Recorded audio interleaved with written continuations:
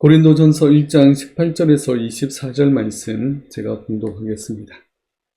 십자가의 도가 멸망하는 자들에게는 미련한 것이요 구원을 받는 우리에게는 하나님의 능력이라. 기록된 바 내가 지혜 있는 자들의 지혜를 멸하고 총명한 자들의 총명을 폐하리라 하였으니 지혜 있는 자가 어디 있느냐, 선비가 어디 있느냐, 이 세대의 변론가가 어디 있느냐. 하나님께서 이 세상의 지혜를 미련하게 하신 것이 아니냐. 하나님의 지혜에 있어서는 이 세상이 자기 지혜로 하나님을 알지 못하므로 하나님께서 전도에 미련한 것으로 믿는 자들을 구원하시기를 기뻐하셨도다. 유대인들은 표적을 구하고 헬라인들은 지혜를 찾으나 우리는 십자가에 못 박힌 그리스도를 전하니 유대인에게는 거리끼는 것이요 이방인에게는 미련한 것이로되 오직 부르심을 받은 자들에게는 유대인이나 헬라인이나 그리스도는 하나님의 능력이요 하나님의 지혜니라. 아멘. 오늘은 눈에 보이는 믿음의 표라는 제목으로 우리가 말씀을 살펴보겠습니다. 지난 시간까지는 계속해서 오직 믿음인 이유를 우리가 살펴보았습니다.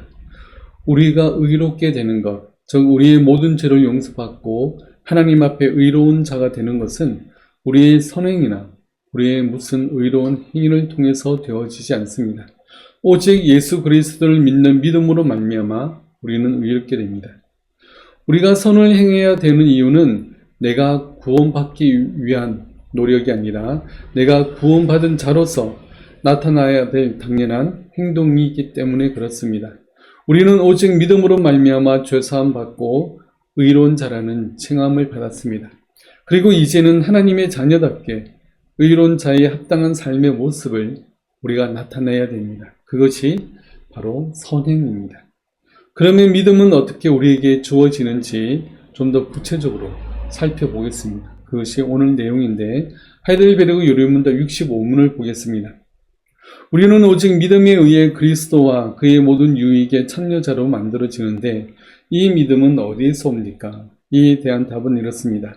성령으로부터인데 성령은 복음의 선포로 우리의 마음속에서 믿음을 일으키시고 성령의 사용으로 믿음을 확증하십니다. 여기서 말하는 믿음은 진정한 믿음을 말합니다. 바로 살아있는 믿음을 말합니다. 신자와 그리스도를 연합하게 하는 믿음이며 그리스도의 모든 은혜에 참여하게 하는 그런 믿음입니다.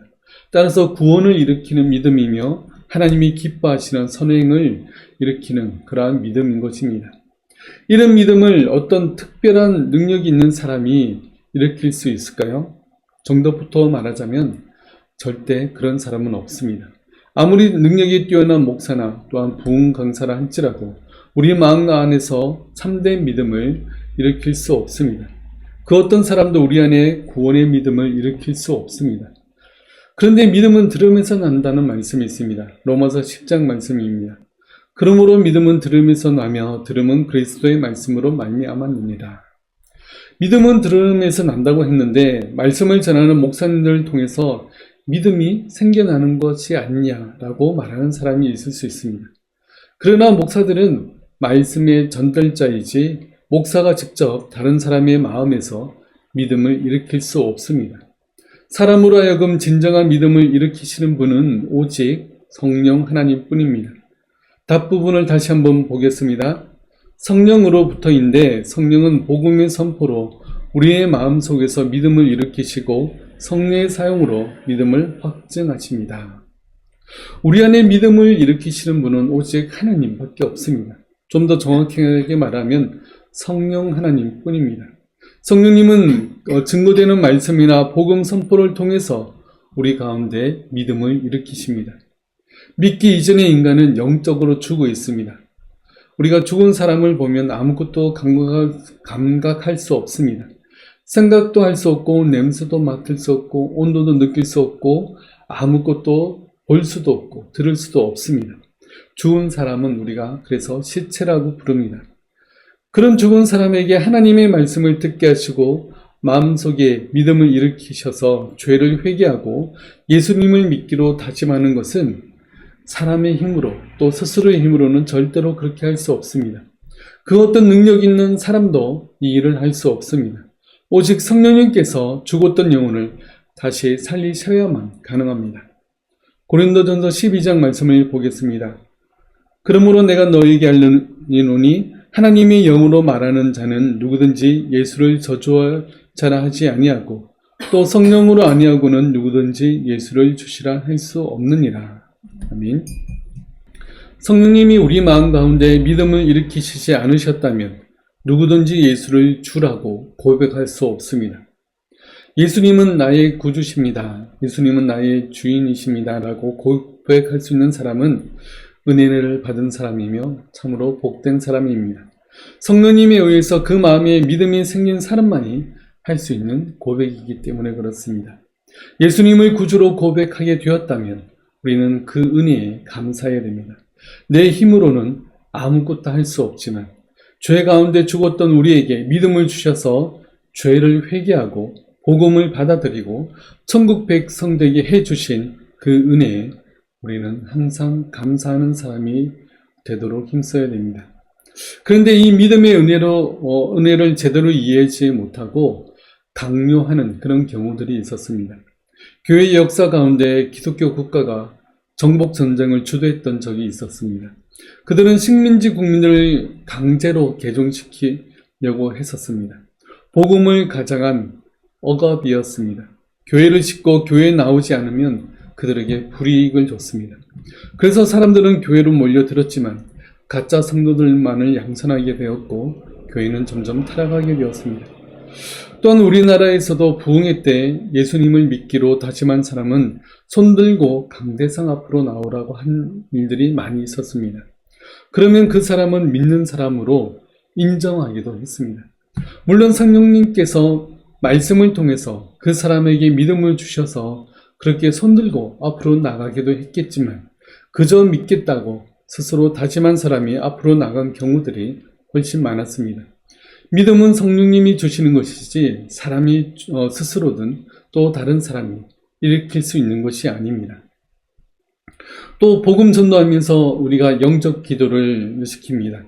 그런데 그 영적 기도를 따라하기만 하면 믿는 사람으로 인정하는 경우들이 있습니다. 그러나 어떤 사람이 영적 기도를 따라했다고 그 즉시 그 사람 안에 믿음이 생기는 것은 아닙니다. 분위기에 휩쓸려 영적 기도를 따라했을 가능성도 충분히 있습니다. 믿음은 성령님이 주셔야 가능합니다. 성령님은 복음을 통해서 그 사람 안에 믿음을 일으키시지만 영적 기도를 한 사람에게 무조건 믿음을 주시는 것이 아닙니다. 그러므로 영적 기도로 그 사람이 구원받았다고 단정하지 말고 계속해서 말씀을 듣는 자리로 인도하고 바른 신앙을 가질 수 있도록 끝까지 그 사람을 도와야 됩니다. 베드로전서 1장에 이런 말씀이 있습니다. 너희가 거듭난 것은 썩어질 씨로 된 것이 아니요 썩지 아니할 씨로 된 것이니 살아있고 항상 있는 하나님의 말씀으로 되었느니라. 여기서 항상 있는에서 이 항상 있는은 계속해서 있는, 머물러 있다라는 그런 뜻입니다. 우리가 거듭난 것은 계속해서 머물러 있는 하나님의 말씀으로 되었습니다. 그냥 한번 말씀을 듣고 한번 고백하는 것으로 끝나는 것이 아니라 계속해서 말씀을 들어서 말씀이 내 마음 가운데 계속해서 머물 때 되는 거라는 말씀입니다. 말씀이 항상 우리 가운데 머물 수 있도록 하는 것이 정말 중요합니다. 그래서 계속해서 말씀의 자리로 나아가야 되며 말씀으로 항상 나 자신을 비춰볼 수 있도록 우리는 힘써야 됩니다. 히브리서 4장에는 이렇게 말씀합니다. 하나님의 말씀은 살아있고 활력이 있어 좌우의 날선 어떤 검보다도 예리하여 혼과 영과 및 관절과 골수를 찔러 쪼개기까지 하며 또 마음의 생각과 뜻을 판단하나니. 하나님의 말씀은 살아서 역사하시는 말씀입니다. 그 말씀은 지금도 우리의 영혼을 정결하게 하며 또한 바른 길로 인도하며 하나님의 뜻을 발견하게 하고 또 그 말씀에 순종할 수 있도록 인도합니다. 말씀이 내 삶을 인도하며 깨어 있어서 하나님의 뜻대로 살도록 돕는 것입니다. 항상 말씀을 더 가까이 하시기 바랍니다. 그래서 말씀으로 더욱 성숙해지셔서 하나님이 원하시는 뜻이 무엇인지 우리가 분별하여서 하나님의 말씀에 순종하는 순종의 삶으로 나아가고 또 더 많은 사람들을 믿음의 길로 인도하는 우리 모두가 다 되시길 바라겠습니다. 하이델베르그 유리문답 66문을 보겠습니다. 66문은 이렇게 질문합니다. 성례는 무엇입니까? 이에 대한 답은 성례는 눈에 보이는 거룩한 표와 인으로 하나님은 성례의 사용을 통해 복음의 약속을 우리에게 더 충만하게 선포하고 확증하려는 목적으로 성례를 제정하셨습니다. 복음의 약속은 하나님이 십자가에서 완수된 그리스도의 단번의 희생으로 말미암아 죄의 용서와 영생을 값없이 우리에게 허용하신다는 것입니다. 하나님은 우리에게 은혜를 주시는데 먼저 말씀을 통해서 우리 가운데 믿음을 일으키십니다. 그리고 그 믿음을 더욱 굳건하게 하시기 위해서 이 성례를 주셨습니다. 성례는 세례와 성찬입니다. 우리가 예수님을 믿고 하나님의 자녀가 되었지만 그 믿음은 눈에 보이지 않기 때문에 우리가 흔들릴 수도 있고 약해질 때가 또한 종종 있습니다. 그런데 우리가 믿는 바를 눈에 보이는 형태로 주셨는데 그것이 바로 성례입니다. 그런데 주의할 것은 성례 자체가 믿음을 일으키거나 뭔가 놀라운 능력이 있는 것이 아닙니다. 성례는 믿음을 더욱 확증하게 하는 그러한 역할을 합니다. 세례는 그 사람이 믿는 사람임을 교회적으로 증명하는 그러한 역할을 합니다. 세례를 받아야 구원받는 것이 아니고 구원받았음을 확증하는 것이 세례입니다. 그래서 세례 전에 미리 문답을 합니다. 그 사람이 구원을 받았는지 아니면 구원의 확신이 있는지 확실히 예수님을 구주로 믿고 있는지를 확인합니다. 그리고 나서 세례를 베풉니다. 성찬은 예수님께서 나의 죄를 대신해서 살이 찢기고 피를 흘리셨다는 것을 확인하고 기억하는 일입니다. 그래서 내 죄가 얼마나 심각한지를 한 번 더 기억하고 예수 그리스도의 십자가의 은혜를 바라보게 합니다. 성찬의 떡과 포도주를 마실 때마다 특별한 능력이 내 안으로 들어오는 것이 아닙니다. 성찬의 떡과 포도주를 먹는 그 순간 예수님의 살과 피로 바뀌는 것도 아닙니다. 성찬식을 통해서 우리가 얼마나 큰 죄악에서 건진받고 또 용서받았는지를 다시 돌아보는 계기가 되는 것입니다. 그래서 세례식이나 성찬식은 우리 안에 있는 믿음을 더욱 확고히 하고 흔들리지 않도록 우리를 붙들어 줍니다. 그리고 더욱 믿음 안에 거하도록 돕습니다. 이 일을 바로 성령님께서 하십니다. 고린도전서 1장 오늘 본문 말씀 다시 한번 보겠습니다. 십자가의 도가 멸망하는 자들에게는 미련한 것이요 구원을 받는 우리에게는 하나님의 능력이라. 기록된 바 내가 지혜 있는 자들의 지혜를 멸하고 총명한 자들의 총명을 피하리라 하였으니 지혜 있는 자가 어디 있느냐 선비가 어디 있느냐 이 세대의 변론가가 어디 있느냐 하나님께서 이 세상의 지혜를 미련하게 하신 것이 아니냐 하나님의 지혜에 있어서는 이 세상이 자기 지혜로 하나님을 알지 못하므로 하나님께서 전도에 미련한 것으로 믿는 자들을 구원하시기를 기뻐하셨도다.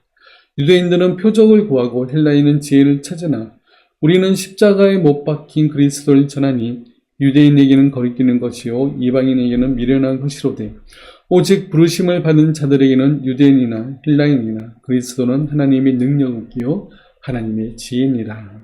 아멘. 하나님의 능력이요 하나님의 지혜는 바로 그리스도입니다.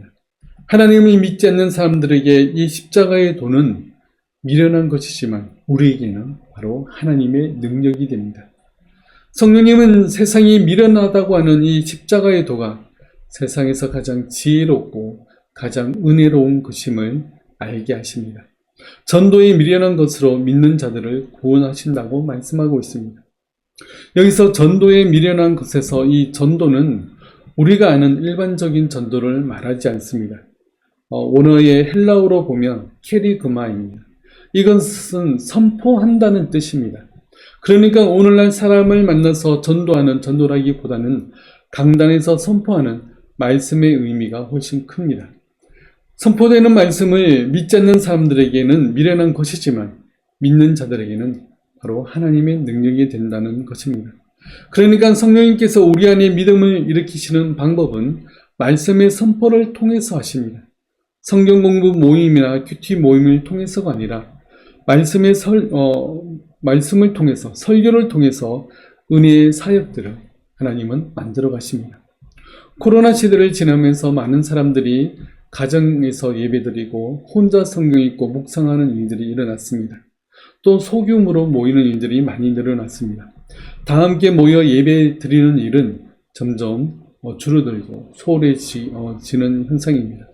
사람들은 일방적으로 듣는 설교보다는 구역이나 셀 모임에서 서로 말씀을 나누는 모임을 통해서 더 큰 은혜를 받는다고 말합니다.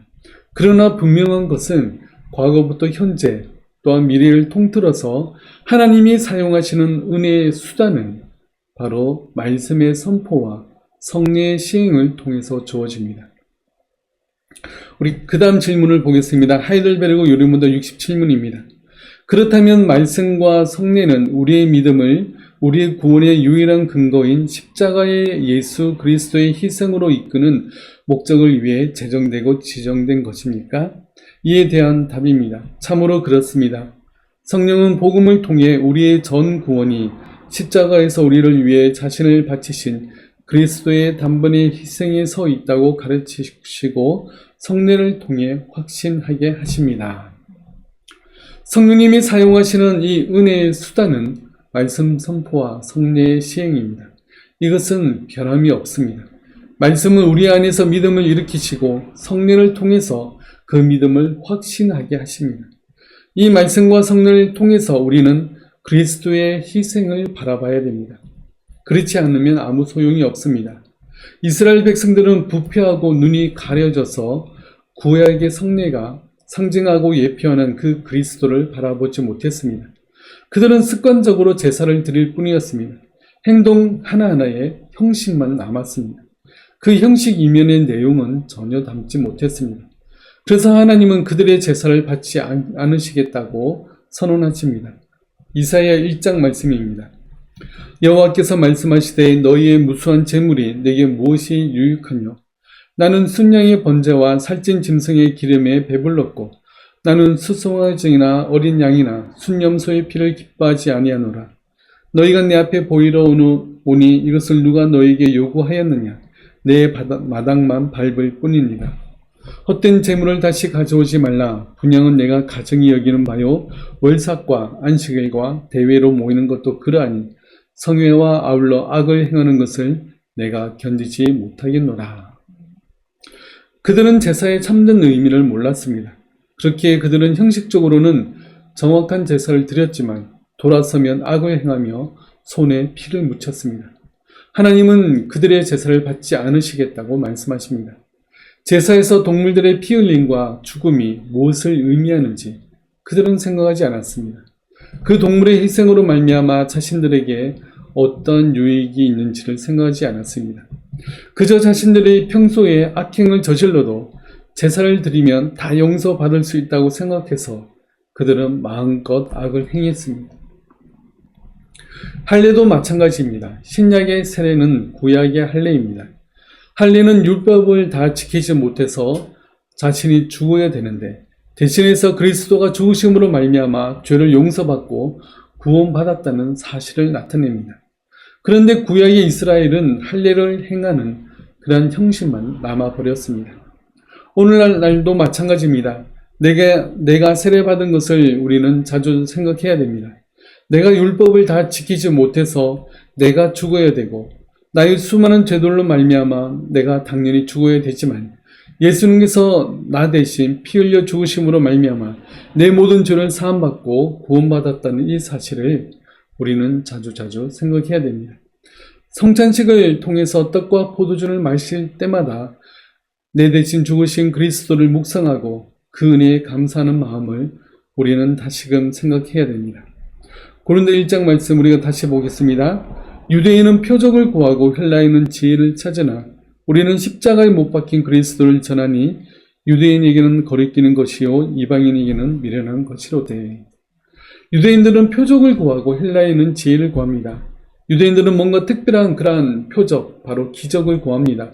나무에 달린 자는 저주를 받는 자인데 그런 자가 자신들을 구할 수 없다고 그들은 생각합니다. 자신들 로마의 속박으로부터 구원하고 특별한 그러한 표적들을 구하는 사람들이었습니다. 그리고 헬라인들은 지혜를 구합니다. 영적 지혜가 자신들을 구원한다고 믿습니다. 일반 사람들은 가지고 있지 않는 특별한 지혜를 그들은 구했습니다. 그래서 영적 지혜는 육신으로부터 해방되어 진정한 구원의 길로 인도한다고 그들은 믿었습니다. 그러나 우리는 십자가에 못 박혀 죽으신 그리스도만을 믿고 전합니다. 거기에 참된 은혜가 있고 참된 구원이 있습니다.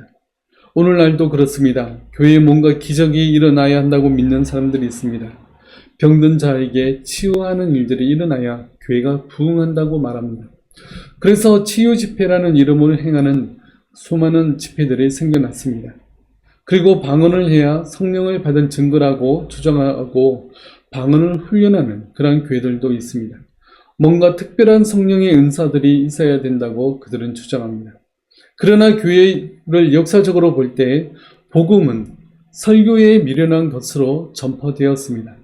강단에서 복음적인 설교가 선포될 때 성령님은 역사하셨습니다. 성령님이 은혜의 수단으로 사용하시는 것은 말씀의 선포와 성례의 시행에 있다는 사실을 우리가 항상 기억해야 됩니다. 성령님은 이것 외에 다른 방법으로는 우리에게 은혜의 수단으로 사용하지 않으십니다. 그리고 말씀과 성례는 모두 이 십자가의 도가 온전히 전해질 때 성령님은 은혜의 수단으로 사용하십니다. 이 십자가의 복음을 미련스러울 정도로 계속해서 우리는 전해야 됩니다. 성령님은 십자가의 도를 통해서 믿지 않는 사람들에게 믿음이 생겨나게 하시고 믿는 자들에게는 더욱 믿음을 굳세게 하십니다. 이 십자가의 도가 내 삶에서 끊임없이 나타나도록 우리가 힘써야 됩니다. 선포되는 설교를 들으시고 또 말씀을 묵상하시고 또 성례에 참여함으로 예수님께서 나의 모든 죄를 사하시기 위해서 십자가에서 피 흘려 죽으셨고 우리의 구원을 완성하시기 위해 부활하셨다는 것을 우리는 항상 기억해야 됩니다. 나의 행함이 아니라 그리스도의 희생으로 이루신 그 십자가의 은혜를 날마다 기억하며 은혜 가운데 살아가는 우리 모두가 다 되시길 바라겠습니다. 기도하겠습니다. 날마다 십자가의 그 은혜를 생각하고 우리가 십자가 앞에 나아가는 저희들 될 수 있도록 주님 도와주시옵소서. 성령님께서는 이 말씀의 선포와 또 성례의 시행을 통해서 우리에게 은혜를 주시겠다고 약속하셨는데 이 말씀 선포 또 성례의 시행 모두 십자가의 그 은혜 안에 담겨져 있습니다. 우리가 이 십자가의 보혈의 은혜를 날마다 기억하고 묵상하고 그 십자가의 은혜와 사랑을 항상 묵상함으로 나아가는 저희들 될 수 있도록 주님 도와주옵소서. 지금은 십자가 위에서 우리의 모든 죄를 사하신 주 예수 그리스도의 은혜와 우리를 사랑하시되 끝까지 사랑하시는 하나님의 사랑하심과 성령님의 함께하심과 위로하심이 오직 십자가의 은혜를 바라보고 나아가길 원하는 성도들 머리 위에 지금부터 영원토록 항상 함께하실지어다. 아멘.